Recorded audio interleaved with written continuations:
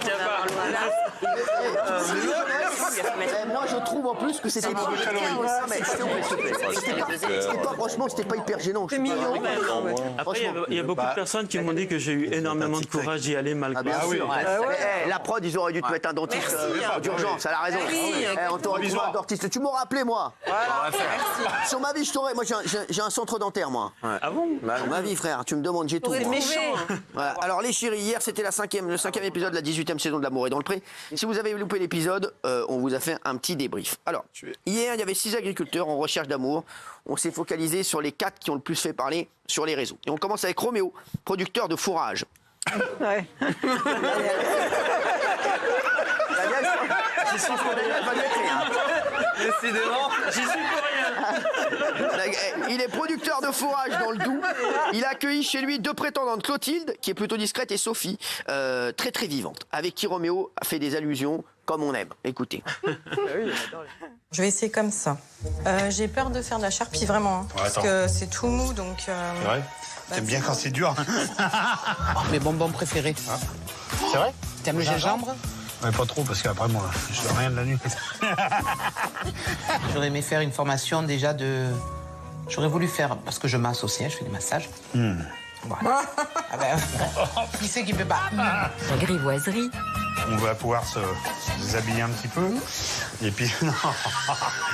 Bon, on va aller faire un tour avec les tracteurs. Donc, je vous prendrai une après l'autre. Non. Sophie, je l'ai dit, moi. Super. Voilà, on aime bien.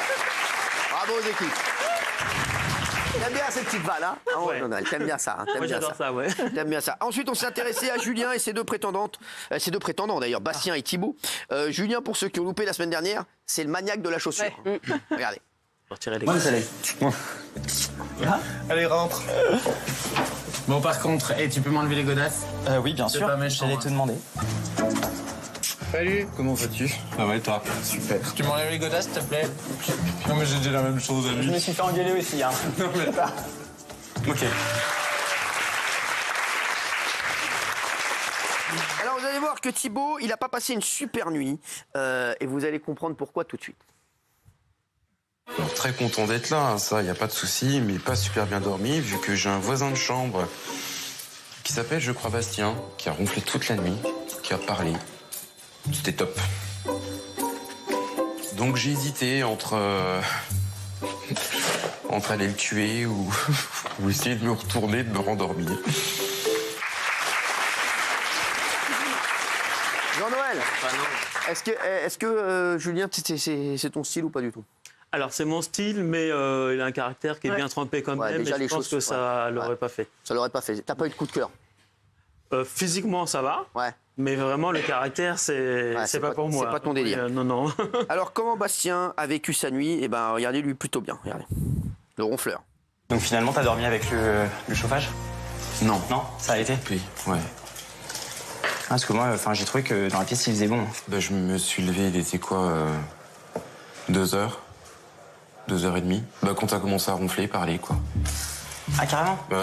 Ah, j'ai ronflé et parlé? Ah oui, c'était horrible. Non, vraiment. C'était insupportable. Ah, merde! C'était insupportable. Alors, on va passer à Olivier, l'éleveur de moutons de la Creuse. Il risque pas d'y avoir de tension entre ses prétendantes parce que lui, c'est un peu Jack Lapoisse.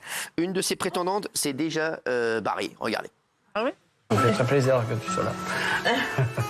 Ah oui, tiens, Laurine ne viendra pas. Ah bon, pourquoi? Parce qu'elle a des problèmes... Enfin, elle a repris un boulot, et puis elle a des problèmes avec, disons, familiales, alors elle ne viendra pas. Voilà. C'est vrai, j'ai pensé que... Non, voilà. C'est dommage, c'est comme ça. Alors, et c'est aussi, Olivier, c'est aussi Jack la galère. Il a que des galères qu'il partage avec sa seule prétendante du coup. Pas sûr que ça l'aide à pécho, regardez. Moi, j'ai un ami, il a une piscine et les vaches, elles ont remonté de nuit. Et elle est arrivée, elle est tombée dans la piscine. Oh là là. Mais le problème, c'est qu'elle commençait à se noyer parce que l'eau rentrait par l'anus de la vache. C'est intéressant. Alors, je dois peut-être porter des semelles orthopédiques. Je marche tout de travers. Bah, quand on ne sait pas. Oui, puis c'est pas ça, c'est que le même jour, j'ai eu ça, puis j'ai eu la prostate. Alors, au début, je pensais que j'avais des problèmes de. Enfin, j'ai eu des problèmes de prostate, je me suis fait opérer de la prostate. Une année, j'ai une eugéniste de 2 ans qui est passée sous le train. Voilà. Alors là, des moments, c'est un peu sportif comme métier. Mon père avait castré des veaux mâles. Il tournait le nerf dans la testicule. Et après, c'était le veto, il coupe il ouvre les bourses et puis il sort les testicules en endormant localement. Enfin, bon, c'est un peu une véritable boucherie. Les soirées sympas. Sympa la soirée. Ouais, c'est sympa. Alors enfin, il y avait Anaïs, l'éleveuse de chèvres de 35 ans, qui avait déjà reçu son premier prétendant Thomas et attendait avec impatience celui qui avait été son coup de cœur Romain, qui n'est pas venu les mains vides. Anaïs était comme une folle, mais pas ouf non plus. Je me suis quand même franchement posé la question Oui, si c'était une bonne idée. il me fait peur. À toi. À toi de l'approuver ou pas. Ah, les petits choux. C'est des femelles? C'est 2 femelles, elles sont bouclées et il y a les papiers de circulation. Tout est dans la voiture. Elles sont super mignonnes, elles sont là, elles sont adoptées, il n'y a pas de souci.